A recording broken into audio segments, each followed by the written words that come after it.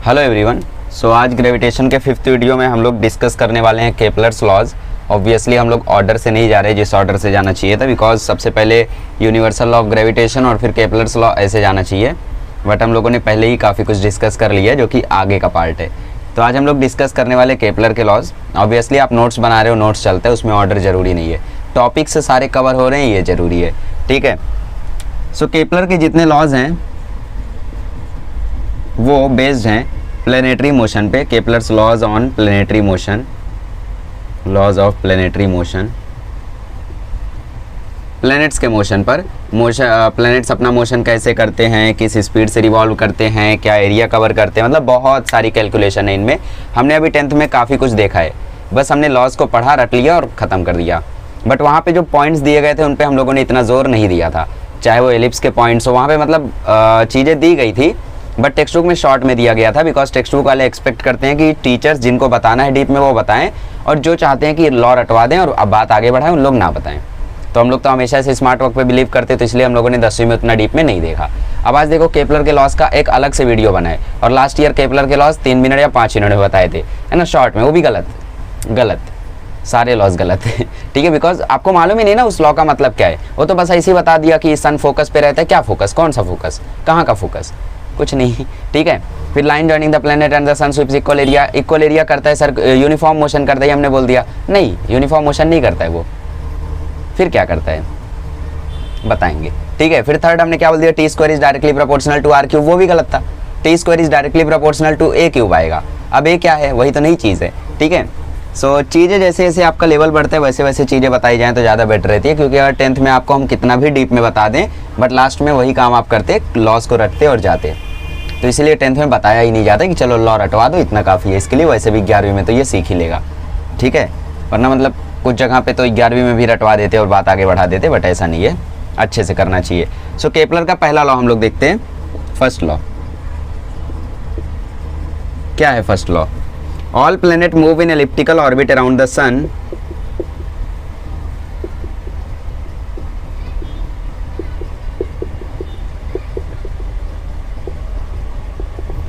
around the sun with the sun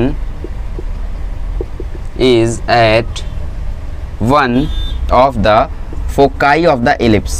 foci मतलब focus,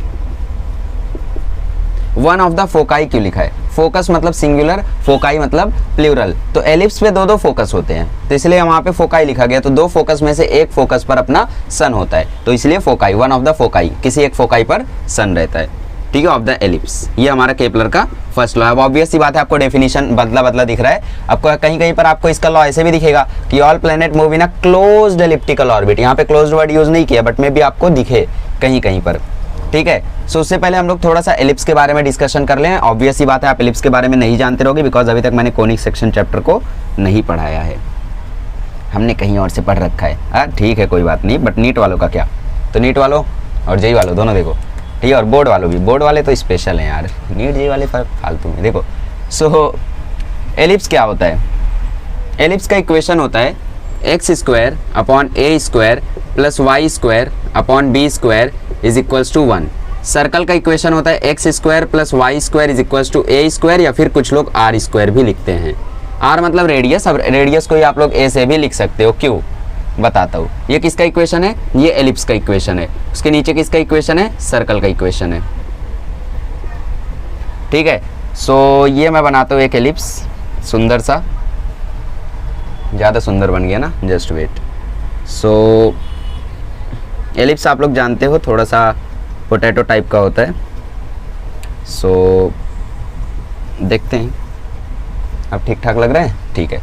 सो ये होता है हमारा एलिप्स। एलिप्स में जो ये डिस्टेंस होती है इसको हम लोग बोलते हैं ए, इस डिस्टेंस को भी हम लोग बोलते हैं ए, इस डिस्टेंस को हम लोग बोलते हैं बी, इस डिस्टेंस को भी हम लोग बोलते हैं बी, ठीक है। सो ये पूरी डिस्टेंस ऊपर की हो जाती है 2b, और इस 2b को बोलते हैं हम लोग माइनर एक्सिस, ठीक है। और ये पूरी डिस्टेंस हो जाती है 2a, और इस 2a पूरी डिस्टेंस को बोलते हैं मेजर एक्सिस, ठीक है। इसको हम लोग बोलते हैं मेजर एक्सिस। यहाँ पे एक फोकस रहता है एस डैश, और यहाँ पे एक फोकस रहता है एस, ये दोनों फोकस होते हैं एलिप्स के, ठीक है, एस डैश और एस। ठीक है, अगर हम खाली ए की बात करें तो सिर्फ ए वाली डिस्टेंस को बोलेंगे सेमी मेजर एक्सिस, और यहाँ से आप लोग समझ गए होंगे, क्या समझ गए होंगे कि खाली बी को अगर हम बोलना चाहें तो खाली बी को क्या बोलेंगे, खाली बी को बोलेंगे हम लोग semi minor axis, semi minor axis. ठीक है, ये हो गई हमारी एलिप्स की छोटी मोटी बातें। अब देखो यहाँ पे जो फोकस होता है, ठीक है, फोकस से पहले आपको मैं एक रिलेशन बताता हूँ कि एलिप्स जानते हो आप लोग, एलिप्स कैसा भी हो सकता है, मतलब एलिप्स ऐसा भी हो सकता है जो लगभग सर्कल जैसा ही दिखे, एलिप्स ऐसा भी हो सकता है जो एकदम सर्कल जैसा ना दिखे, कुछ ज़्यादा ही चपटा रहे। ठीक है, सो एलिप्स कितना ज़्यादा चपटा रहेगा, कितना ज़्यादा फ्लैट रहेगा, इस चीज़ को कौन दिखाता है, इस चीज़ को दिखाने का काम करती है एसेंट्रिसिटी। ठीक है, जिसको हम लोग बोलते हैं इसेंट्रिसिटी, एसेंट्रिसिटी जो बोलो। सो इसेंट्रिसिटी क्या होती है, इसेंट्रिसिटी होती है B square is equal to A square 1 minus E. E की वैल्यू यहाँ पे रेंज करती है 0 से लेके 1 तक। ठीक है, अब इसेंट्रिसिटी कैसे डिफाइंड है, देखो अगर इसेंट्रिसिटी की वैल्यू 0 हो जाएगी तो ये B square is equal to A square 1 minus 0 हो जाएगा, 1 minus 0 is nothing but 1, so B square is equal to A square हो जाएगा, मतलब जो वैल्यू बी की है वही वैल्यू ए की है, तो इसका मतलब यहाँ पे तो रेडियस सेम हो गया, जो वैल्यू ए की है वही वैल्यू बी की है, इसका मतलब यहाँ पे रेडियस सेम हो गया ना, मतलब ये लेंथ और ये लेंथ सेम हो गई, और ये लेंथ और ये लेंथ को हम लोग क्या बोलते हैं, रेडियस ही तो बोलते हैं सर्कल का। तो अगर इसेंट्रिसिटी 0 हो गई तो वो इक्वेशन, वो एलिप्स क्या बन जाएगा, सर्कल। बट यहाँ पे इसेंट्रिसिटी कितनी होती है, 0 नहीं होती है, इसेंट्रिसिटी 1 भी नहीं होती है। ठीक है, इसेंट्रिसिटी को 1 डाल दोगे तो B square is equal to 0 आ जाएगा, इसका मतलब समझ रहे हो, इसका मतलब बी की वैल्यू 0, मतलब वो स्ट्रेट लाइन है। ठीक है, सो ई की वैल्यू 1 भी नहीं होती, उसके बीच में होती है, 0 से लेके 1 के बीच में। अगर ई की वैल्यू 1 को बहुत ही ज़्यादा टेंड हो रही है तो एलिप्स कुछ ऐसा बनेगा।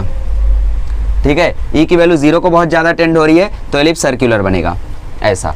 ठीक है, समझ में आया इसेंट्रिसिटी क्या होती है। इसेंट्रिसिटी हमें बताती है कोई एलिप्स कितना ज़्यादा फ्लैट है, जैसे एलिप्स इतना फ्लैट है तो इसके लिए इसेंट्रिसिटी की वैल्यू कैसे निकालते हैं, B square is equal to A square 1 minus E. ये सारी क्वेश्चंस काफ़ी ज़्यादा आपको काम आने वाले हैं। ठीक है, अब फोकस की बात करते हैं। फोकस की डिस्टेंस यहाँ पे आप लोगों को दी हुई है, फोकस की डिस्टेंस होती है ए ई, ये यहाँ से लेके यहाँ तक जो डिस्टेंस है फोकस की, ये डिस्टेंस होती है ए ई, दिख रहा है, बहुत सुंदर लिख रहे हो, दिख रहा है। और यहाँ पे भी फोकस की जो डिस्टेंस होती है वो होती है ए ई, माइनस ए ई होगी, यहाँ पे नेगेटिव साइड है ना, तो पॉइंट एस के कोऑर्डिनेट्स होते हैं माइनस ए ई कॉमा 0, और यहाँ पे कोऑर्डिनेट्स होते हैं एस डैश के ए ई कॉमा 0। एस डैश और एस क्या है, फोकस है, किसके, इस एलिप्स के। एलिप्स का डायग्राम अच्छे से बना लो, बहुत ज़्यादा काम आएगा अभी लॉ समझने में, लॉ तो अभी हमने शुरू भी नहीं किया है। ठीक है, अब यहाँ पे 2 पॉइंट्स होते हैं। ठीक है, आगे वो मैं बताऊंगा, अभी नहीं बताऊंगा, क्योंकि अभी अगर सब कुछ बताने लगूंगा तो आप कंफ्यूज भी हो सकते हो। ठीक है, तो बेसिक बातें समझ लो यहाँ पे। तो बेसिक बातें यही है कि एलिप्स होता है, एलिप्स की इस डिस्टेंस को बोलते हैं बी, इस डिस्टेंस को बोलते हैं ए, ये होता है सेमी मेजर एक्सिस, ये होता है सेमी माइनर एक्सिस, ये ए तो मेरा पूरा मिलके हो जाता है 2a जिसको बोलते हैं मेजर एक्सिस, ये भी पूरा मिलके हो जाता है 2b जिसको बोलते हैं माइनर एक्सिस। 2 फोकस होते हैं, एक एस डैश पे और एक यहाँ पे एस पे, जिसकी डिस्टेंस होती है ए ई क्या है यहाँ पे, इसेंट्रिसिटी है। इसेंट्रिसिटी क्या बताता है, कोई एलिप्स कितना ज़्यादा फ्लैट है, कितना ज़्यादा चपटा है। ठीक है, और एस के फोकस के कोऑर्डिनेट्स क्या होते हैं, ए ई कॉमा 0, और अगर नेगेटिव साइड में तो माइनस ए ई कॉमा 0। ठीक है, एलिप्स के बारे में यही बेसिक पॉइंट्स है। एलिप्स का इक्वेशन ये होता है, सर्कल का इक्वेशन ये होता है, अगर ई की वैल्यू 0 हो जाए तो ये एलिप्स हमारा सर्कल बन जाएगा। क्या एलिप्स सर्कुलर हो सकता है, यस, कई केसेस में। क्या सर्कल एलिप्स हो सकता है, no, circle can not be ellipse. Yes, it can be ellipse with eccentricity 0, circle can be ellipse with eccentricity 0। जाने दो, मैथमेटिकल पॉइंट्स है, छोड़ो। ठीक है, तो पहला लॉ क्या कहता है, पहला लॉ कहता है सारे प्लैनेट्स एलिप्टिकल ऑर्बिट में घूमते हैं, मतलब यहाँ पे ये जो हमने एलिप्स बनाया है ये एलिप्टिकल ऑर्बिट है जिसमें प्लैनेट्स घूमते हैं, और जो सन है वो एक फोकाई पर रहता है, ये फोकाई पर या ये फोकाई पर हमारा सन लाए करता है। तो हम लोग यहाँ मानते हैं कि हमारा सन यहाँ पे लाए कर रहा है और प्लैनेट्स ऐसा रिवॉल्व कर रहे हैं। तो पहला लॉ ये भी बताता है कि सन हमेशा सन से सेम डिस्टेंस दूर नहीं रहता, प्लैनेट हमेशा सन से सेम डिस्टेंस पर नहीं रहता है। मतलब जैसे अभी अगर ये एलिप्स ना होकर सर्कुलर होता, लेट्स से ये हमारा सर्कुलर है, तो सन यहाँ पर, प्लैनेट यहाँ पर, तो प्लैनेट यहाँ जाए यहाँ जाए यहाँ जाए, कहीं भी चला जाए, बट उसकी डिस्टेंस सन से सेम रहने वाली है, बिकॉज हर जगह की डिस्टेंस क्या होगी, रेडियस। ठीक है, प्लैनेट और सन के बीच की डिस्टेंस हमेशा सेम रहने वाली है, बिकॉज हर जगह की डिस्टेंस क्या होगी, रेडियस। बट यहाँ पे ऐसा नहीं है, यहाँ पे प्लैनेट कहाँ पे है, ये एलिप्टिकल ऑर्बिट में, सन कहाँ पे है, फोकाई पर। तो देखो जब सन यहाँ है और प्लैनेट यहाँ है तो डिस्टेंस बहुत करीब हो जा रही है, और जब सन यहाँ है और प्लैनेट यहाँ पहुँच गया तो डिस्टेंस बहुत ज़्यादा दूर हो गई। ठीक है, सो ये बहुत सारे कैलकुलेशंस हैं, हम लोग एक एक करके सारे कैलकुलेशंस को डिस्कस करते हैं केपलर के फर्स्ट लॉ के। चलिए डिस्कस करते हैं, चलिए डिस्कशन आगे बढ़ाते हैं। हमारा ये एलिप्स दोबारा बनाते। सो ओके,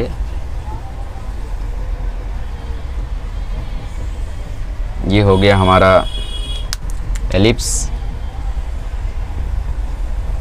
बहुत ही सुंदर एलिप्स बना है, बट ठीक है थोड़ा अच्छा बना देता हूँ, कोई दिक्कत नहीं है। वीडियो पॉज करके बना लो, वॉच टाइम ऐड हो रहा है, क्या दिक्कत है। चलो पॉज कर देता हूँ। तो मैंने क्या कहा, मैंने बोला यहाँ पे एक फोकस रहता है एस डैश, जिसकी डिस्टेंस होती है ए ई, ठीक है। और यहाँ पे लाई करता है हमारा सन, एस इसीलिए इसका नाम दिया गया क्योंकि यहाँ पे सन लाई करता है। और ये एस, इसकी भी डिस्टेंस होती है ए ई, ये पूरी डिस्टेंस होती है ए, ये पूरी डिस्टेंस होती है ए, ठीक है। और ये पूरी डिस्टेंस होती है 2a। और अगर उस साइड बात करें तो वो मेजर माइनर एक्सिस है, तो उसकी हमें ज़रूरत यहाँ पे नहीं है। प्लेनेट हमारा यहाँ से रिवॉल्व करता है, ठीक है। सो एक बात जरा आप लोग ध्यान से देख के मुझे यहाँ पे बताओ, डेफिनेशन समझ में आया ना। लॉ क्या कहता है, लॉ कहता है कि सारे प्लैनेट्स क्लोज एलिप्टिकल ऑर्बिट में रिवॉल्व करते हैं, ठीक है। यहाँ पे रिवॉल्व कर रहा है, और जो सन है, सन के अराउंड, मतलब ये सन के अराउंड ही रिवॉल्व कर रहे, और जो सन है वो एक फोकाई पर है, 2 फोकाई है, इसलिए फोकाई बोला गया, फोकस फोकाई, ठीक है। तो यहाँ पे 2 है, तो सन ये वाले फोकस पे लाई करता है, तो इसके आजू बाजू प्लैनेट्स यहाँ पे रिवॉल्व करते हैं। तो वही कहना है केपलर के पहले लॉ का। अब केपलर ने और 2 चीज़ें बताई, एक बताया उन्होंने पेरीहिलियन और एक बताया एफिलियन। अब इसका मतलब क्या है बताते, देखो सन के सबसे करीब कब आएगा प्लैनेट, ये प्लैनेट हमारा पी है, ये रिवॉल्व कर रहा है, सन के सबसे करीब कौन से पॉइंट पर आएगा, थोड़ा देख के बताओ आप लोग।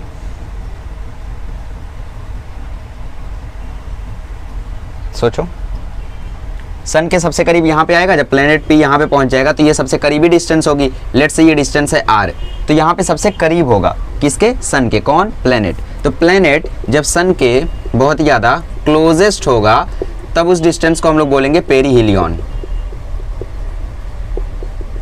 क्या डिस्टेंस, उस पोजीशन को, जिस पोजीशन पे सन से प्लैनेट बहुत ज़्यादा क्लोजेस्ट होगा, उस पोजीशन को हम लोग क्या बोलेंगे, पेरीहिलियन। और ये कितनी होगी इसकी डिस्टेंस, ये जो आर की वैल्यू है, आर की वैल्यू ध्यान से देखो कितनी होगी, ये ए है और ये ए ई है, हमें इतना चाहिए, तो इतने में से इतना गायब कर देंगे तो इतना आ जाएगा, मतलब ए में से ए ई हमें गायब करना है। सो आर की वैल्यू आएगी ए माइनस ए ई, ए ले लो कॉमन, तो आ जाएगी वैल्यू आर की 1 माइनस ई, ए इंटू 1 माइनस ई।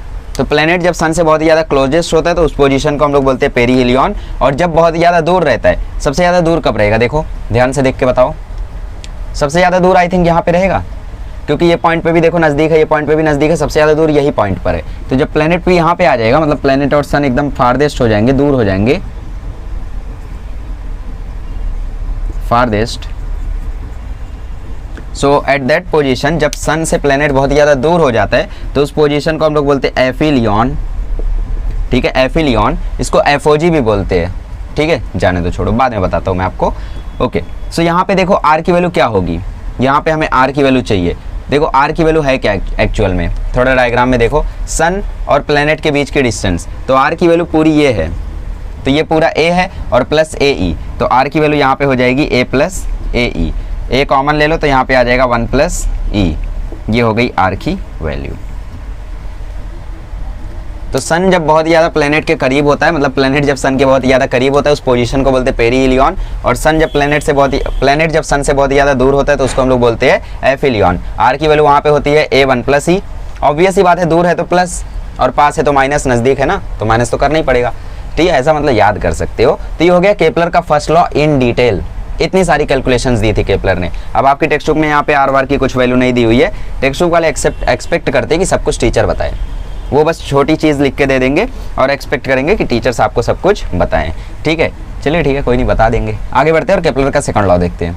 तो पहले लॉ को हम लोग बोलते हैं लॉ ऑफ ऑर्बिट, और दूसरा लॉ अब आता है केपलर का, केपलर सेकंड लॉ, जिसको हम बोलते हैं law of areas. Kepler's second law, जिसको हम बोलते हैं law of areas, law of areas. अब देखो ये लॉ का मतलब आपने लास्ट ईयर पढ़ा था कि line joining the planet and the sun sweep equal area and equal interval of time, मतलब उसकी जो एरियल वेलोसिटी होती है वो कांस्टेंट होती है। एरियल वेलोसिटी ये क्या होता है, एरियल वेलोसिटी मतलब area covered per unit time.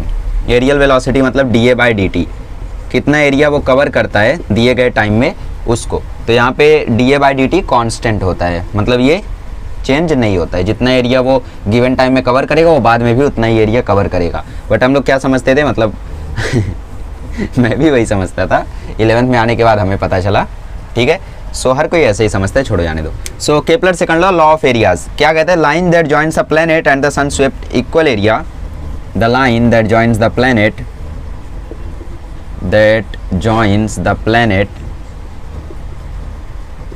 and sun sweeps equal area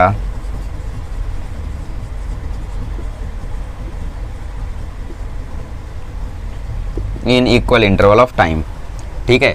सो ये लॉ तो देखो बहुत ज़्यादा कह सकते हो सिंपल है, बहुत ज़्यादा कुछ नहीं है इस लॉ में, बट इस लॉ में बहुत सारी मीनिंग्स है। एक एक करके हम लोग मीनिंग्स को फाइंड आउट करते हैं। सबसे पहले लॉ क्या कहना चाहता है, सपोज हमारे पास ये एलिप्स है, यहाँ पे हमारा सन है,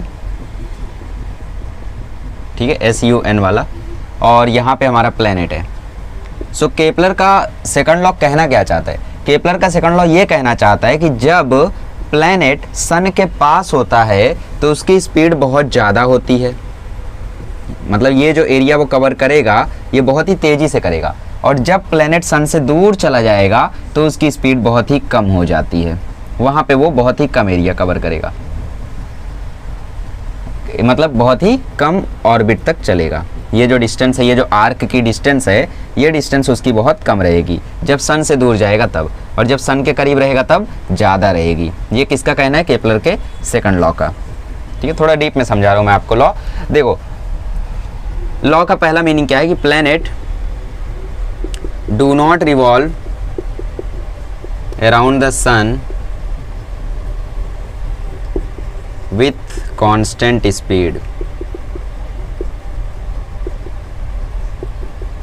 कांस्टेंट स्पीड से रिवॉल्व नहीं करती है कौन, प्लेनेट, धरती, किसके अराउंड, सन के। तो सन के अराउंड प्लेनेट कांस्टेंट स्पीड से रिवॉल्व नहीं करते, इस लॉ का पहला कहने का मतलब है। दूसरा मतलब इसका यह है कि planets move faster when they are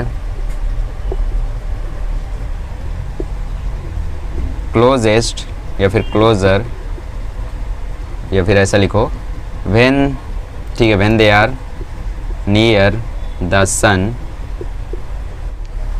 ठीक है, and जस्ट स्टोरेज फुल हो गया था, near the sun, and slower when they are farther from the sun, father नहीं रे, फार्दर फ्रॉम द सन, ठीक है। सही हो गया सेकंड मीनिंग, मतलब जब प्लेनेट सन के पास होगा तो उसकी स्पीड तेज होगी, और जब वो सन से दूर जाएगा तो उसकी स्पीड स्लो होगी।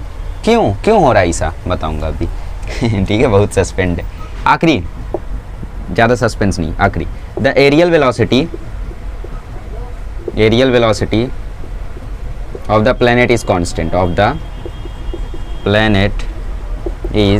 कांस्टेंट, अब एरियल वेलोसिटी क्या होती है, देखो लीनियर वेलोसिटी क्या होती है, displacement upon time, areal velocity क्या होगी, area upon time, simple meaning. Aerial velocity is nothing but dA/dt, लिख लो वहाँ पे, एरियल वेलोसिटी के नीचे ऐसा लिख लो, areal velocity is nothing but dA/dt। कितना एरिया वो कवर करता है गिवन टाइम में, it is called as areal velocity, ठीक है। और ये कांस्टेंट रहता है, तो ये कांस्टेंट कब रहेगा समझना पड़ेगा ना। इतनी सारी लाइंस तो मैंने लिख दी, बट ये क्यों है उसको समझना पड़ेगा हमें, तो उसके लिए हम पहले सुंदर सा एलिप्स बनाते हैं और इसमें समझने की कोशिश करते हैं। Let's begin. सो ये हमारा एलिप्स था, बहुत ही घटिया सा पिछली बार बनाया था, की बार थोड़ा ठीक ठाक बनाए। ये हमारा प्लेनेट P, ये हमारा सन थोड़ा सा दूर, ठीक है। सो देखो सन के जब पास है प्लेनेट, तो लेट से कि प्लेनेट हमारा एक दिन में यहाँ से यहाँ तक चला, एक दिन में हमारा प्लेनेट यहाँ से यहाँ तक चला, तो कितना एरिया उसने कवर किया, ध्यान से देखो उसने कितना एरिया कवर किया, इतना एरिया कवर किया, राइट। अब लेट से प्लेनेट हमारा यहाँ आ चुका है, और अब हमने प्लेनेट को एक दिन और दिया और बोला तुम एक दिन में और एरिया कवर करो। तो अब मुझे बताओ कि यहाँ पे प्लेनेट बहुत ही तेजी से चला, अगर उतनी ही तेजी से ये प्लेनेट यहाँ पर भी चलेगा, मतलब यहाँ से यहाँ आ गया अगर हमारा प्लेनेट, तो ध्यान से देखो ये एरिया थोड़ा ज़्यादा नहीं हो जा रहा है, ये एरिया के मुकाबले ये एरिया ज़्यादा नहीं हो जा रहा है? हो जा रहा है ना? क्यों ज़्यादा हो जा रहा है? क्योंकि जो स्पीड इस प्लेनेट की यहाँ थी वही स्पीड इसकी यहाँ भी रह गई, इसलिए ये एरिया के मुकाबले ये एरिया काफ़ी ज़्यादा है। अब लेट्स से हमने अब प्लेनेट अपना नॉर्मल कंडीशन, मतलब जो नॉर्मली होता है असलियत में जो होता है उसकी बात करें तो प्लेनेट हमारा स्लोली चला और स्लोली चलते चलते वो यहाँ तक पहुँचा। तो यहाँ तक का एरिया कितना है? देखो ये यहाँ तक का एरिया इतना है। सो क्या ये एरिया इस एरिया के इक्वल है? यस, इक्वल है। अभी तो हम लोग बातों से बात कर रहे हैं, अभी मैथमेटिकली प्रूफ करेंगे। अभी हम लोग थोड़ा सा समझ रहे हैं, रियलिटी को समझ रहे कि ऐसा होता क्यों है। तो अगर ये जो स्पीड से यहाँ चल रहा था उसी स्पीड से यहाँ चलता तो यहाँ पे एरिया ज़्यादा कवर हो जाता, और अगर यहाँ पे एरिया ज़्यादा कवर हो जाता तो एरियल वेलोसिटी कांस्टेंट रहती? नहीं रहती, क्योंकि dt तो सेम है। dt कितना है? 1 दिन। तो dt तो सेम है, बट एरिया यहाँ पे कम है और यहाँ पे एरिया ज़्यादा है, तो वो कांस्टेंट नहीं रह जाएगा, इक्वल नहीं रह जाएगा। हमें इसको कांस्टेंट रखना है, मतलब जो स्पीड से वो यहाँ चल रहा था स्पीड मैटर ही नहीं करती। जितना एरिया उसने यहाँ कवर किया उतना ही एरिया उसे यहाँ से भी कवर करना है। अब इन सब में डिस्टर्बेंस कौन ला रहा है? सन, क्योंकि सन थोड़ा सा उस साइड है। अगर सन सेंटर में होता तो ये लॉ फिर गलत होता। क्यों गलत होता? देखो, अगर सन सेंटर में होता, मतलब हमारा एलिप्स की जगह सर्कल होता, तो सन सेंटर में होता, फिर वो जो एरिया यहाँ से कवर करता वही एरिया यहाँ से भी कवर करता। बट क्योंकि सन हमारा थोड़ा सा उस साइड है, इसकी वजह से उसका एरिया कवर उतना नहीं होता है। ठीक है, सो इसीलिए केपलर के सारे लॉज पहले लॉ के ऊपर बेस्ड है। पहला लॉ गलत तो तीनों लॉज गलत, पहला लॉ सही तो तीनों लॉ सही। ठीक है, ओके। सो प्लेनेट इसीलिए यहाँ पे स्लो मूव करता है ताकि dA/dt कांस्टेंट रहे, क्योंकि जिस स्पीड से यहाँ मूव करता उसी स्पीड से यहाँ करता तो dA/dt कांस्टेंट नहीं रहता, यहाँ पे एरिया ज़्यादा कवर हो जाता, तो इसीलिए वो कांस्टेंट स्पीड से मूव नहीं करता है। पहली लाइन समझी?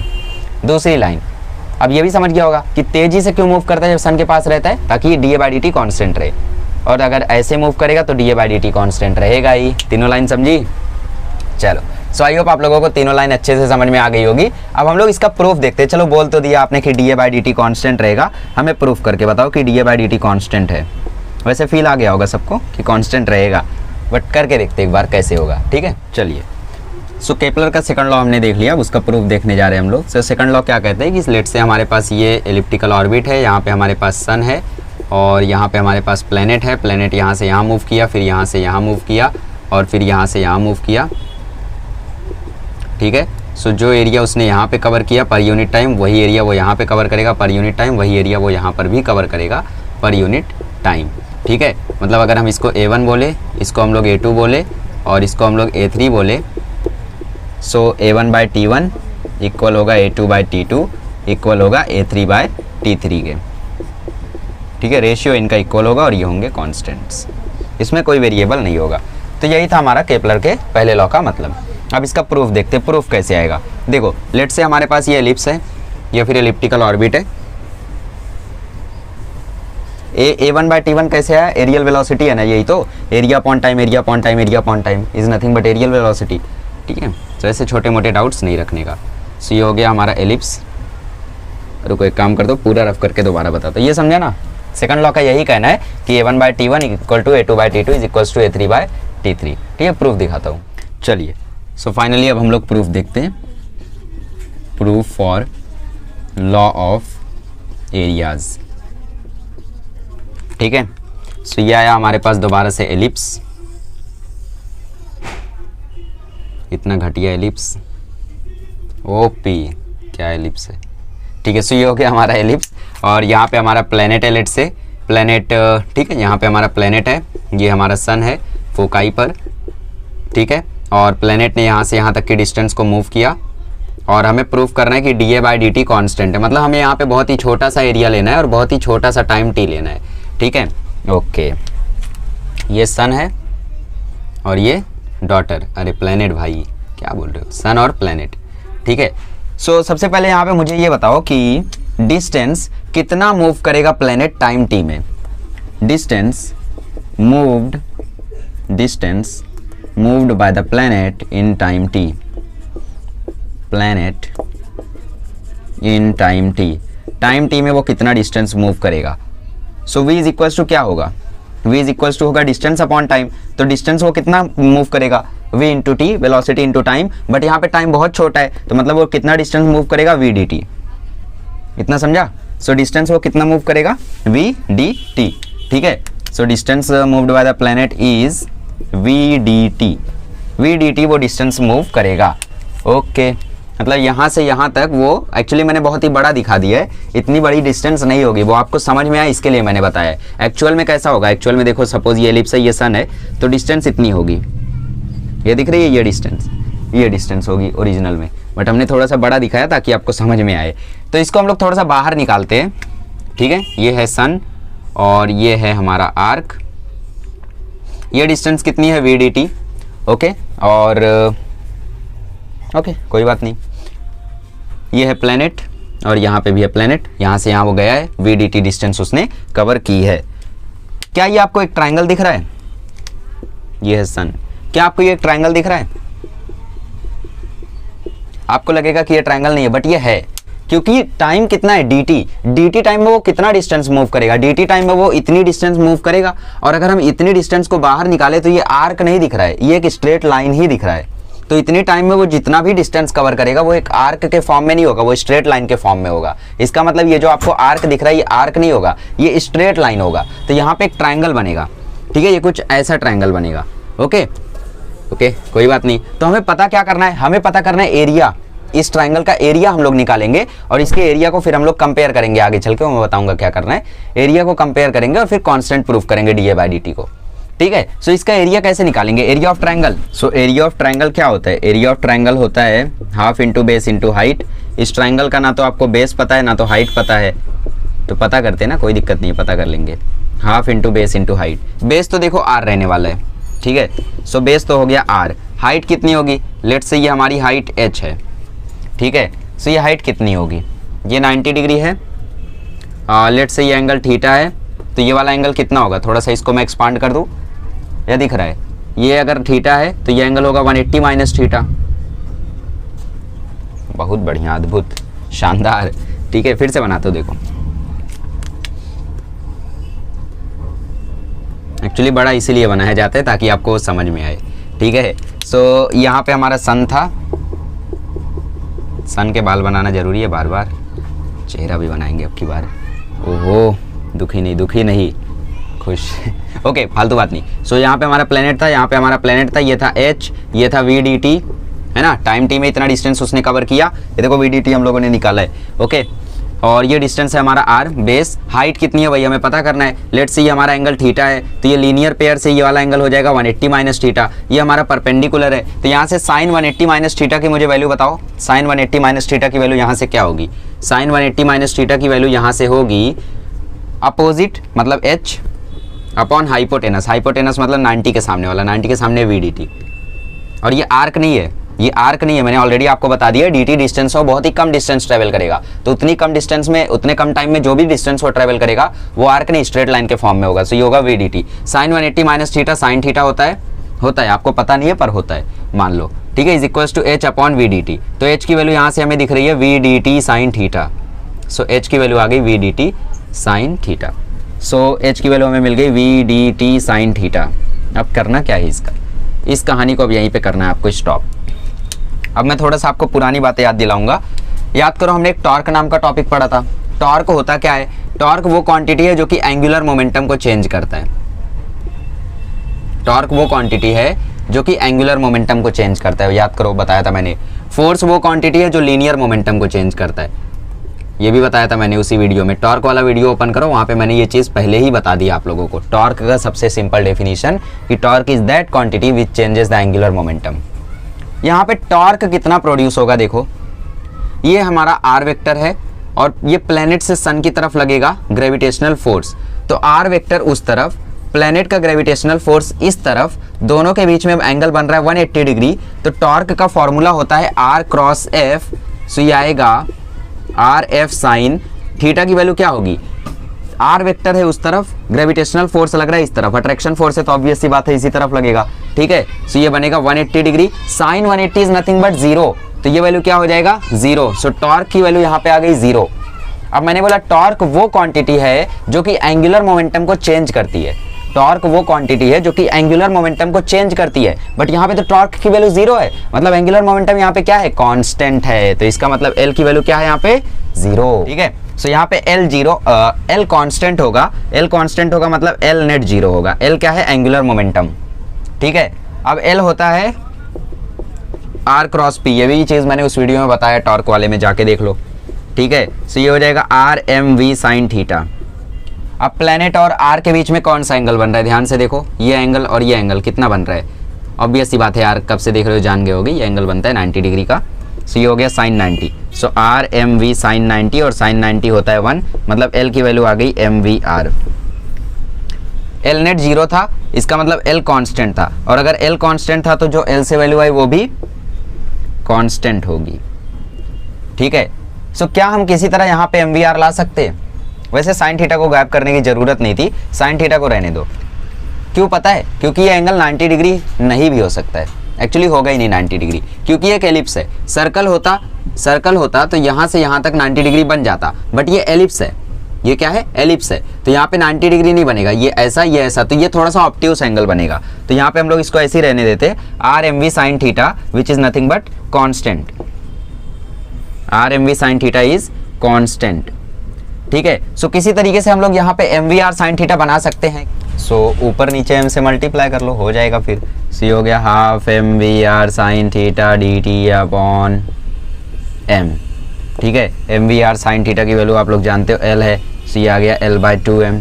क्या है ये, अरे क्या था ये, एरिया ऑफ ट्रायंगल ना। सो एरिया हमारा आ गया L by 2m। Angular momentum constant, क्योंकि net angular momentum 0, net angular momentum क्यों 0, क्योंकि टॉर्क है यहाँ पे 0, तो angular momentum constant, mass sun का मतलब मास प्लेनेट का कांस्टेंट, तो यहाँ पे ये सारी चीज़ें कैसी हैं, कांस्टेंट, तो जो भी एरिया यहाँ पे कवर होगा वो भी कांस्टेंट। अब कुछ लोग सोच रहे हैं कि dt कहाँ गया, तो dt आ जाएगा इसके नीचे, सो a अपॉन dt, ठीक है। यहाँ पे डेल्टा करके लिखा हुआ है बट कोई दिक्कत नहीं है, a अपॉन dt या फिर da अपॉन dt लिख सकते हो। तो यहाँ पे एरियल वेलोसिटी क्या हो गई, कांस्टेंट, देयरफॉर एरियल वेलोसिटी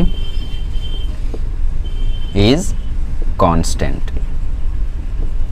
ये हमारा प्रूफ था केपलर के सेकंड लॉ के लिए। अब यहाँ पे आगे ये बात आती है कि किस वेलोसिटी से यहाँ पे प्लेनेट मूव करेगा और किस वेलोसिटी से प्लेनेट यहाँ पे मूव करेगा, ये दोनों पॉइंट्स पे। बाकी सारे पॉइंट्स का हम नहीं निकाल सकते। क्यों नहीं निकाल सकते? क्योंकि बाकी सारे पॉइंट्स पे जो थीटा की वैल्यू होगी वो डिफाइंड नहीं है। अब यहाँ पे एंगल कुछ और होगा, यहाँ पे एंगल कुछ और होगा, बट यहाँ पे डिफाइंड है। यहाँ पे कितना होगा 90, यहाँ पे कितना होगा 90, तो यहाँ का एंगुलर मोमेंटम हमें पता है कितना होगा, mvr होगा, क्योंकि sin 91, तो यहाँ का एंगुलर मोमेंटम mvr, यहाँ का एंगुलर मोमेंटम mvr, तो दोनों जगह का एंगुलर मोमेंटम हमें पता है, तो दोनों जगह पे जो प्लेनेट की वेलोसिटी है वो हम निकाल सकते हैं। और एंट्रेंस लेवल पे यहाँ पे क्वेश्चंस आपको पूछ लेता है कि पेरीहिलियन और एफिलियन पे प्लेनेट की वेलोसिटी कितनी होती है, तो उसकी वेलोसिटी को अब हम लोग कैलकुलेट करते हैं। प्रूफ समझ में आया? हमने एरिया निकाला ट्रायंगल का और टॉर्क और एंगुलर मोमेंटम के कंसेप्ट की हेल्प से हमने प्रूफ कर दिया कि एरियल वेलोसिटी कांस्टेंट है। Areal velocity is nothing but area covered per unit time. समझ में आया? चलो आगे बढ़ते हैं और इसका हम लोग कंसेप्ट देखते हैं कि आखिर पेरी जी और एफओ जी पे, मतलब एफिलियन और पेरीहिलियन पे। तो चलिए फटाफट हम लोग वेलोसिटी पता करते हैं। तो चलिए वेलोसिटी कैलकुलेट करते हैं। अब सेकंड लॉ का ही ये एप्लीकेशन है कि यहाँ पे आपके पास एलिप्टिकल ऑर्बिट है और यहाँ पे प्लेनेट रिवॉल्व कर रहा है और यहाँ पे प्लेनेट रिवॉल्व कर रहा है। यहाँ पे जा रहा है वेलोसिटी v2 से, यहाँ पे जा रहा है वेलोसिटी v1 से, ठीक है। और ये हमारा सन है,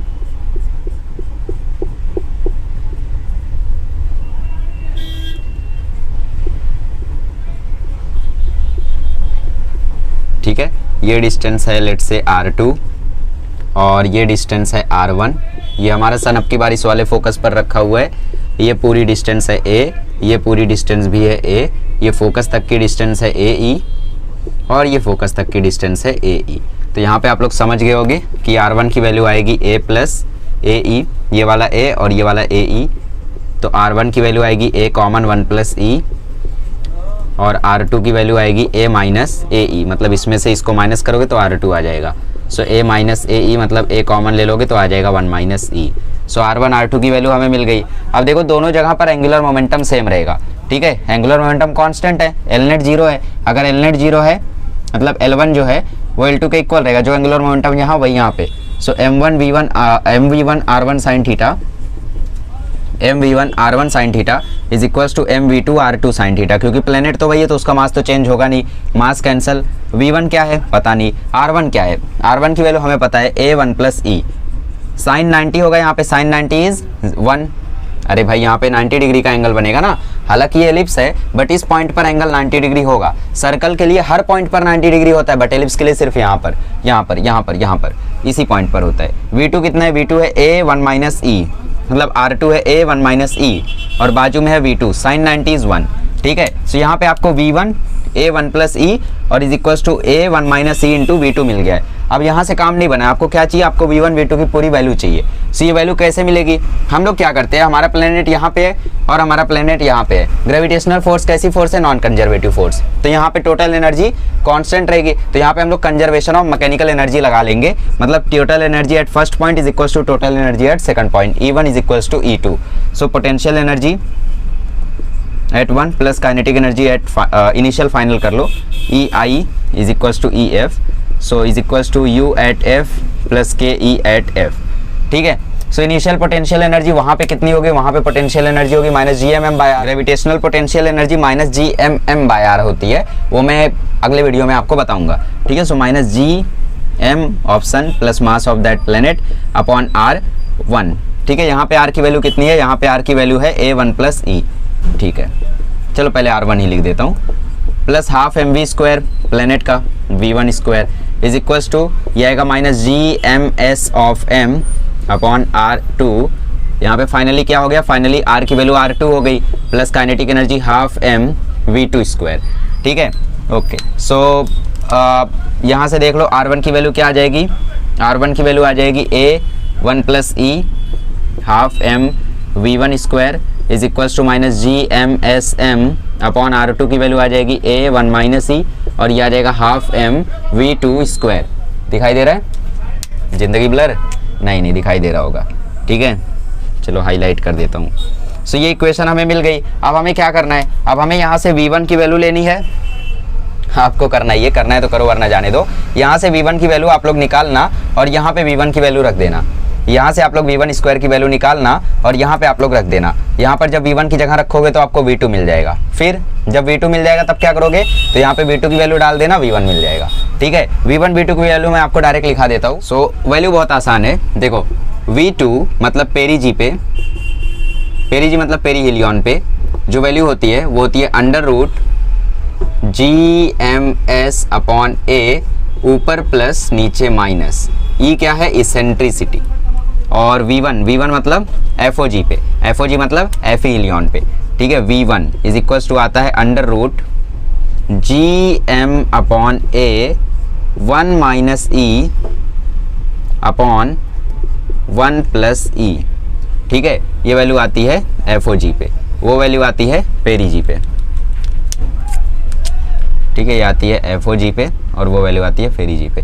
तो कभी भी आपको बोल दे कि if the eccentricity of the elliptical orbit is this and the mass of the sun is this and the semi major axis या फिर मेजर एक्सिस इज 2, तो मेजर एक्सिस अगर 2 है तो उसको आप लोग 2 से डिवाइड कर दो, क्योंकि आपको सेमी मेजर एक्सिस चाहिए ना, आपको A चाहिए, आपको 2A नहीं चाहिए। 2A आपको 2 दिया तो A की वैल्यू 1 हो जाएगी, तो A की वैल्यू रखो, G की वैल्यू रखो, मास ऑफ सन, ये मास ऑफ सन है, हाँ मास ऑफ सन रखो, इसेंट्रिसिटी डालो, आपको V1 मिल जाएगा प्लेनेट का और यहाँ पे आपको V2 मिल जाएगा। खैर इतना भारी क्वेश्चन नहीं आएगा, ज़्यादा से ज़्यादा आपको फॉर्मूला पूछ सकता है। तो ये एप्लीकेशन है, किसका एप्लीकेशन है, केपलर के सेकंड लॉ का, ठीक है। क्लियर हुआ, एकदम अच्छे से समझ में आया। चलो आगे बढ़ते हैं। चलिए अब फटाफट केपलर का थर्ड लॉ देख लेते हैं। न्यूमेरिकल्स केपलर के थर्ड लॉ पे ही आएंगे, वैसे केपलर के लॉज पर न्यूमेरिकल तो नहीं आते। स्टेटमेंट टाइप क्वेश्चन पूछ सकता है कि अगर सन इक्वल एरिया कवर कर रहा है तो क्या इसका मतलब वो कांस्टेंट स्पीड से भी मूव करेगा, तो मैक्सिमम लोग लिख देते हैं, बट हम लोगों ने सेकंड लॉ में अभी पॉइंट वाइज लिखा कि क्या होगा क्या नहीं होगा, तो उसके हिसाब से वो कांस्टेंट स्पीड से मूव नहीं करेगा। सो ऐसे statement type theoretical type questions बन सकते हैं केपलर के लॉज से, बट मैंने ऑलरेडी बताया maximum questions acceleration due to gravity, escape velocity, motion of satellite, यही सारे ऐसे टॉपिक्स है जहाँ से अक्सर क्वेश्चंस बनते हैं, ठीक है। सो इनको अच्छे से करो। सो केपलर का थर्ड लॉ देखते हैं। केपलर के थर्ड लॉ का नाम क्या है, केपलर के थर्ड लॉ का नाम law of periods, Kepler's third law, ठीक है। पीरियड ऑफ रेवोल्यूशन पर है कि पीरियड ऑफ रेवोल्यूशन किसके प्रोपोर्शनल होता है, तो ये लॉ तो आप लोग जानते हो बचपन से, ठीक है, कि the square of the time period of revolution of a planet around the sun is directly proportional to the cube of the mean of the distance travelled by the planet around the sun, ठीक है। So क्या है, the square of the, so law है हमारा the square of the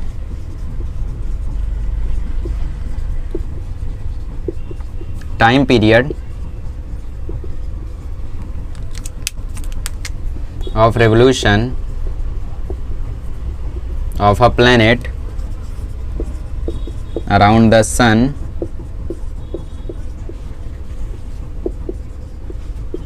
is directly proportional to the cube of the mean distance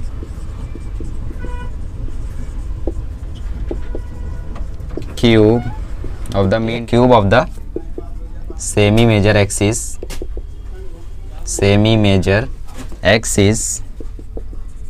of the ellipse traced by the planet। थोड़ा सा आपको difference यहाँ पे दिख रहा है, जो 10वीं में आपने रटा था वैसा नहीं है ये, ठीक है। क्यों सेमी मेजर एक्सिस क्या होता है पहले आपको पता है, major axis 2a, semi major axis is a, तो थोड़ा सा ब्लर और डार्क है, कोई दिक्कत नहीं, सैलो थोड़ा सा। तो ये क्या कहना चाहता है, square of the period of revolution मतलब T square is directly proportional to semi major axis का क्यूब। ये होता है हमारा केपलर का थर्ड लॉ। दो यहाँ पे आपको T square is directly proportional to R दिया, आर क्यूब दिया है, और यहाँ पे प्रूफ भी नहीं दिया हुआ है, ठीक है। बट हाँ यहाँ पे ये भी बोला है कि क्योंकि Kepler did not know why the planet obey these laws, that is he had not derived these laws. मतलब केपलर को पता नहीं था कि प्लैनेट्स ये लॉ को क्यों अप्लाई करते हैं। मतलब जैसे होता है ना कि आपको पता है 2 + 3 5 होता है, बट 2 + 3 5 क्यों होता है वो आपको नहीं पता है ठीक है। सो बुक में ऐसा कहा है कि ऐसा था, लेकिन ऐसा नहीं है। केपलर का डेरिवेशन आपके पास अवेलेबल है, डिराइव में करके दिखाता हूँ आपको कि कैसे आया है ये फॉर्मूला, दो आपके टेक्स्ट बुक में नहीं दिया हुआ है। बट इससे न्यूमेरिकल कैसे बनते हैं, अगर T square is directly proportional to R cube बोलो तो T square upon R cube की वैल्यू इसका मतलब कांस्टेंट है, ठीक है। तो अगर हम किसी दो का रेशियो लें, मतलब किसी दो प्लैनेट्स के टाइम पीरियड का रेशियो लें, तो वो आएगा T2 upon T1 is equal to R2 upon R1, ऐसा आएगा, ठीक है। सो ये आएगा R2 अपॉन R1 का क्यूब और T2 अपॉन T1 का स्क्वायर। यही चीज को यूज करके आपके टेक्स्ट बुक में 2-3 न्यूमेरिकल दिए हुए, तो पहले मैं वो न्यूमेरिकल्स करा देता हूँ ये फॉर्मूले का यूज करके, फिर मैं आपको इसका डेरिवेशन बताता हूँ, ओके। सो पहले क्वेश्चन से यहाँ पे देख लेते हैं। What would be the average duration of 1 year if the distance between the sun and earth becomes thrice the present. what will be the average duration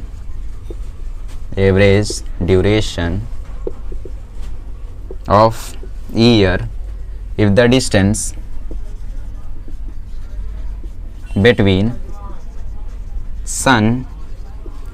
तो यहाँ पे आपको बोला है कि एवरेज ड्यूरेशन क्या होगा एक साल का अगर सन और अर्थ के बीच के डिस्टेंस को ट्रिपल कर दिया जाए और डबल कर दिया जाए। तो यहाँ पे क्या बोला है, एवरेज ड्यूरेशन होता कितना है 365 डेज का, एवरेज ड्यूरेशन 365 डेज का होता है। अगर ये T1 है सो R1 कितना होगा पता नहीं, डिस्टेंस है ये, R1 क्या है, डिस्टेंस है अर्थ और सन के बीच में। तो क्वेश्चन में पूछता है T2 पता करो, मतलब एवरेज ड्यूरेशन तब पता करो जब अभी का जो डिस्टेंस है वो ट्रिपल हो जाए, मतलब जो R2 आए वो ट्रिपल हो जाए R1 का। R2 जो आए मतलब जो नई डिस्टेंस आए अर्थ और सन के बीच में वो पुरानी डिस्टेंस का ट्रिपल हो जाए।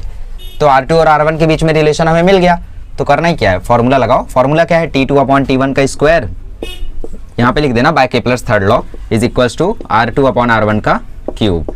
R2 अपॉन R1 यहाँ पे ध्यान से देख रहे हो 3 आ रहा है, T2 upon T1 is nothing but 365, यहाँ पे ले लो स्क्वायर, और ये आ गया R2 upon R1। R2 upon R1 की वैल्यू यहाँ से दिख रही है 3 है, सो ये 3 का क्यूब, ठीक है। अब क्या किया जाए, स्क्वायर रूट ले लिया जाए दोनों साइड, कैसे किया यहाँ पे, अच्छा यहाँ पे सीधा सॉल्व कर दिया, ठीक है, कोई दिक्कत नहीं है। सो T2 upon T1, T2 upon 365 इसका स्क्वायर इज इक्वल्स टू 27। अब दोनों साइड स्क्वायर रूट ले लो तो ये आ जाएगा T2 upon 365 is equals to root 27। So T2 की वैल्यू आ जाएगी 365 इंटू 3√3। 27 का रूट होता है 3√3, जानते नहीं हो पर होता है, ठीक है। 365 इंटू 3 कितना होता है, कैलकुलेट करो, आई थिंक 1065, सही में 3 5 जा 15, 3 6 जा 18, ओहो 1095, गलती से मिस्टेक। सो 1095√3 T2 की वैल्यू आ जाएगी, 1095√3 T2 की वैल्यू आ जाएगी, ठीक है। यहाँ पे आप लोगों को डायरेक्टली आंसर कैलकुलेट कर दिया गया, 1897 डेज, वो √3 की वैल्यू रखी उसने 1.73 और कैलकुलेट कर दिया। अब यहाँ पे ट्वाइस द प्रेजेंट बोला है, मतलब आपकी बार जो R2 आए वो डबल हो जाए R1 का। T1 कितना है 365, T2 कितना है वही हमें पता करना है। जो अभी डिस्टेंस है, जो अभी R1 है, उसकी वजह से ड्यूरेशन है 365। जो नया R2 आएगा वो R1 का डबल होगा, तो ये R2 R1 के बीच में आपको रिलेशन मिल गया, तो तब T2 कितना होगा। तो ये आपका होमवर्क है, सॉल्व कर लेना। आगे बढ़ते हैं, अब हम लोग देखते हैं डेरिवेशन। ऐसे टाइप के न्यूमेरिकल आपको आ सकते हैं केपलर के थर्ड लॉ से, और किसी लॉ से न्यूमेरिकल नहीं आएंगे। मतलब थ्योरेटिकल क्वेश्चन बन सकता है कंसेप्ट बेस्ड, बट ऐसे क्वेश्चंस नहीं बन सकते।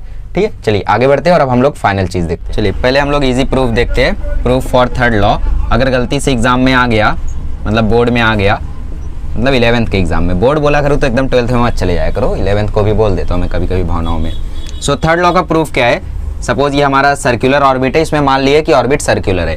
ठीक है, सो ये डिस्टेंस है r, ये डिस्टेंस है r, यहाँ पे हमारा सन, यहाँ पे हमारा प्लेनेट रिवॉल्व कर रहा है। ठीक है, सो प्लेनेट पे लग रही होगी एक सेंट्रीपिटल फोर्स, ठीक है, और ये सन इस पे लगा रहा होगा एक ग्रेविटेशनल फोर्स। तो यहाँ पे दोनों की वैल्यू सेम होगी, सेंट्रीपिटल फोर्स इक्वल होगा ग्रेविटेशनल फोर्स के, mv²/r इक्वल होगा gmm/r² के। ठीक है, ये प्लेनेट का मास कैंसल, तो v² से एक r कैंसल, सो v² की वैल्यू आ जाएगी, ठीक है ठीक है ठीक है, एक ही साथ नहीं करेंगे, r से एक स्क्वायर कैंसल, बचा हमारे पास v² की वैल्यू आ जाएगी gm/r, सो v की वैल्यू आ जाएगी √gm/r। ये मास किसका है, सन का है, सो v की वैल्यू आ गई gm/r। तो टाइम पीरियड क्या होता है, टाइम पीरियड होता है कितना होगा, ये पूरी वैल्यू कितनी होगी, ये सर्कुलर पूरी वैल्यू कितनी होगी 2πr अपॉन वेलोसिटी। वेलोसिटी क्या होता है, वेलोसिटी होता है डिस्टेंस अपॉन टाइम, तो टाइम क्या होगा, डिस्टेंस अपॉन वेलोसिटी। तो टाइम पीरियड आ गया यहाँ पे 2πr अपॉन v, तो v की वैल्यू कितनी है, v की वैल्यू है √gm/r। ठीक है, जरा इसको अच्छे से लिख लो, तो t इज इक्वल्स टू आ जाएगा 2πr अपॉन gm/r की पावर 1/2। स्क्वायर रूट को हम बोलते हैं 1/2, क्यूब रूट को बोलते हैं 1/3, फोर्थ रूट को बोलते हैं 1/4, इतना काफ़ी है। सो r की पावर 1/2 को ऊपर भेज दो, तो ये आ जाएगा 2πr इंटू r की पावर 1/2, और नीचे है gm की पावर 1/2। ठीक है, सो t की वैल्यू आ गई 2πr इंटू r की पावर 1/2, r की पावर 1 इंटू r की पावर 1/2, तो r की पावर आ जाएगी 1 + 1/2 विच इज़ नथिंग बट 3/2। तो ये आ जाएगा 2πr⁵3/2 अपॉन √gm। अब gm पे कुछ करना नहीं है, ध्यान से देखते जाओ बस। तो t इज इक्वल्स टू आ गया 2πr⁵3/2 upon √gm। 2 constant, pi constant, g constant, mass of sun is constant. ये सन का मास घटते जा रहे दिन ब दिन ऐसा कुछ नहीं है। तो t is directly proportional to r की पावर 3/2। अब दोनों साइड स्क्वायरिंग कर दो, तो ये हो गया t² is directly proportional to r की पावर 3/2 का स्क्वायर, तो ये 2 कैंसिल हो गया, तो यहाँ से आ गया t² is directly proportional to r³। दो ये चीज़ गलत है क्योंकि एलिप्स है हमारा ऑर्बिट, सर्कुलर नहीं, एलिप्टिकल है। लॉ समझ में आया, सेंट्रीपिटल फोर्स ग्रेविटेशनल फोर्स के इक्वल हुई mv²/r, gmm/r² के इक्वल हुआ, यहाँ से हमें v की वैल्यू आ गई √gm/r। ठीक है, सो ये डेरिवेशन सर्कुलर के लिए था। अब हम लोग एलिप्टिकल के लिए डेरिवेशन देखते हैं। चलिए, सो अब हम लोग फाइनली देख लेते हैं केपलर के थर्ड लॉ का ओरिजिनल प्रूफ। ठीक है, सो मैं आ गया हूँ अगले दिन में, समय खत्म हो गया था उस दिन, मुझे जाना पड़ा। ठीक है, केपलर्स थर्ड लॉ, कोई नहीं, आपका वीडियो वहीं से कंटिन्यू है। सो केपलर का थर्ड लॉ क्या कहता है, केपलर का थर्ड लॉ पहले तो हम लोगों को पता था, वो cube of the main distance बोल देता था, क्योंकि वहाँ पे उसने प्रॉपरली डिफाइन नहीं किया था, बट इस साल डिफाइंड है कि वो सेमी मेजर एक्सिस की बात कर रहा है। सपोज ये आपका प्लेनेट है, सॉरी ये आपका एलिप्टिकल ऑर्बिट है, और आपका सन इस फोकाई पर है, मतलब हम लोगों का सन तो सभी के हैं, सूरज चाचा, ठीक है, खुश है एकदम फोकाई पर, और यहाँ पे है हमारा सेमी मेजर एक्सिस 2a, मतलब मेजर एक्सिस, और ये है माइनर एक्सिस। ठीक है, और हमारा प्लेनेट यहाँ से रिवॉल्व कर रहा है। तो square of period of revolution तो ठीक था, और क्या बोला था last year, cube of the mean distance, मतलब मीन डिस्टेंस कितनी है यहाँ से यहाँ तक, वो सेमी मेजर एक्सिस की बात कर रहा था, a की बात कर रहा था। तो t² is directly proportional to a³ है, ऐसा कहना है केपलर के थर्ड लॉ का। तो इसके लिए हम लोग सेकंड लॉ का हेल्प लेंगे, और सेकंड लॉ के हेल्प से हम लोग प्रूफ करेंगे कि ये ट्रू है। ठीक है, सो लेट से प्लेनेट अभी हम लोगों का यहाँ पर है, या फिर यहाँ पर है, प्लेनेट लेट से हमारा यहाँ पर है। ठीक है, सो ये डिस्टेंस r दूर है सन से, ओके, और बाकी तो जानते हो, ये होता है AE, ये होता है पूरा A, ये होता है फिर से AE, ठीक है, और ये पूरा होता है A, ये सब तो जानते हो, ये होता है B, अब जान चुके होगे, छोड़ो। सो dA/dt is equals to L/2m होता है, बोलो हाँ। Kepler's third law, second law, Kepler के सेकंड लॉ से डिफाइन कर दिया गया ना कि dA/dt होता है L/2m। m क्या है यहाँ पे, m है यहाँ पे मास ऑफ दैट प्लेनेट, ठीक है। सो एरिया कितना स्वीप करेगा ये मुझे कोई बता सकता है? प्लेनेट कितना एरिया स्वीप करेगा यहाँ पे, उसकी वैल्यू क्या होगी? Area swept bye the planet. Circle का एरिया क्या होता है? सर्कल का एरिया होता है पाई आर स्क्वायर, जहां पे हम लोग 2 रेडियस लेते हैं। तो सोचो यहाँ पे हम लोग 2 चीज क्या लेंगे? यस, कुछ लोग सही सोच रहे, pi a b, semi major axis and semi minor axis दोनों लेंगे। सो पाई ए बी यहाँ पे ये एरिया कवर करता है, तो ये आ गया pi a b d a upon time t, और ये हो गया L बाय 2m। अब जरा L की वैल्यू बताओ यहाँ के लिए। यहाँ के लिए L की वैल्यू क्या होगी? यहाँ के लिए L की वैल्यू होगी R क्रॉस P, मतलब R mv साइन थीटा, मतलब mv r sine theta, here theta is 90 degree, so ये होगा mv1 r। v1 क्यों? क्योंकि यहाँ पे इसकी वेलोसिटी v1 है, यहाँ पे आने के बाद चेंज हो जाती है। सो L की वैल्यू हमें मिल गई pi a b upon t is equals to मिल गया mv1 r upon 2m, m से m कैंसल, सो ये हो गया pi a b upon t. R की वैल्यू क्या होगी? यहाँ से देखो आर की वैल्यू क्या आएगी? आर की वैल्यू आएगी ए प्लस ए ई, मतलब is nothing but 1 plus e. So R की वैल्यू आ गई ए 1 प्लस ई अपॉन 2। अब देखो ये ए से ये ए भी कैंसल, सो ये आ गया pi b upon t is equals to, अब मुझे v1 की वैल्यू बताओ। यहाँ पे v1 की वैल्यू क्या है? फार्दर पॉइंट है, तो इसके लिए होता है root g m option upon a, और ऊपर माइनस नीचे plus 1 minus e upon 1 plus ई। और ये देखो 2 कांस्टेंट है, तो मैं आगे 2 को लिख नहीं रहा हूँ क्योंकि 2 कांस्टेंट है ऑलरेडी, सो 2 तो कैंसिल होने वाला ही है, बचा क्या? 1 प्लस ई।